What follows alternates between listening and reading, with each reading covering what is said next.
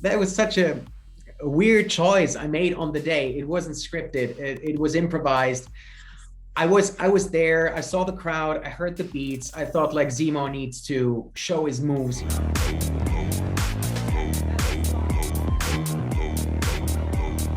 Daniel, I'm loving the mustache. Thank you. This is not a personal hipster choice, but I started filming in Prague. It's a movie set in the First World War, so that's what I got. Well, even if it was a personal hipster's choice, I really like it. Okay, so we haven't seen Zemo in quite a bit. Did you think you would be coming back to the MCU, or did you think Zemo's story was over? It's always a good sign when they don't kill you. So I was always hoping for a potential return, but I didn't know anything. I didn't know about any plan they had in mind for Zemo. So it really took me by surprise when I got the call, and I was in Hungary shooting another show that I revisited. And then I talked to the director, and I think a week later she came to Budapest with a very funky looking suitcase where my mask was presented to me in a very ceremonial kind of way. And then I was totally enthusiastic about this show, because I thought not only can I revisit a character that I really liked, but also I can do something else with it. I can wear the iconic mask. I can show his aristocratic background. There's much more sense of humor in it for me. So I didn't have the impression that I would repeat myself. That's interesting. They came with like a briefcase full of money, but it was the mask. It was like, what do you think? And it was so, she said she had to have it on her. So it was hand luggage. And obviously some security guys in Hungary said, well, can we have a look? And so imagine a woman traveling with that purple mask. So that's like, what is this for? Yeah. Well, Zemo made quite the re-entrance, especially with your little dance move moment. Have you seen the reactions from everyone? I'm so,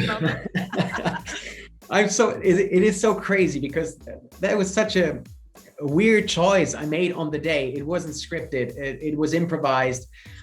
I was there. I saw the crowd. I heard the beats. I thought like Zemo needs to show his moves. He needs to let off some steam after sitting in a dodgy German prison for years. So, and especially every possibility to annoy Sam and Bucky is good. So I just decided to do this little dance, and I was 100% sure that they would cut it. So I'm thrilled that they kept it in the final cut, and to see the reactions. I mean, some of my friends texted me and put on their own tunes to the dance. I mean, it's really funny. Yeah, I want to party with Zemo.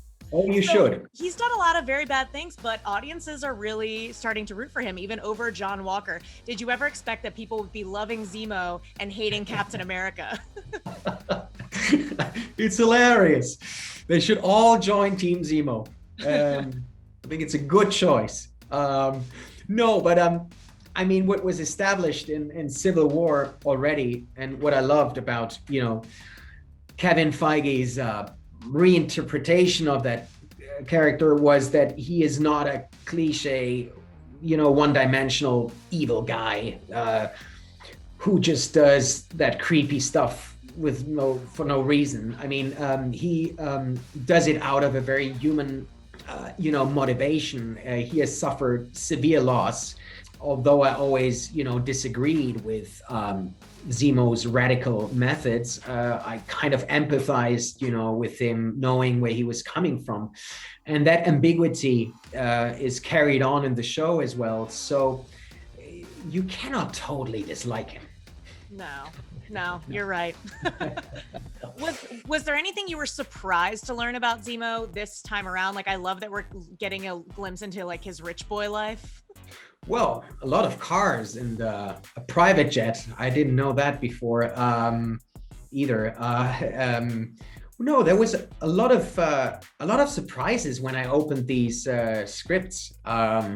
It was just a different take on this character, and again, it's fun because it doesn't become redundant. It doesn't become boring, and also to have that triangle. I love that. I always love these, these scenes between these three because I mean they couldn't be more different, and they all come from very different places, obviously. But what I always liked is that underneath it all, there's a mutual understanding and almost a respect. Well, maybe not a respect, but an understanding for for the traumas that each of them had. They're all haunted by the demons of their past. They've all gone through a lot, have lost people very dear to them. And so this dynamic between those three getting to know each other, becoming a boy band, it was something that I really enjoyed. I love that. There's a lot of theories about Zemo's mask. Some say he might be trying to look like Thanos. Will we get more backstory into why he wears the mask in upcoming episodes? Well, like my character Zemo, I love being opaque and mysterious, secretive and enigmatic, and I won't tell you a thing. Fair enough. You will have to check it out. I couldn't and wouldn't answer that question. I was wondering when you were going to show up.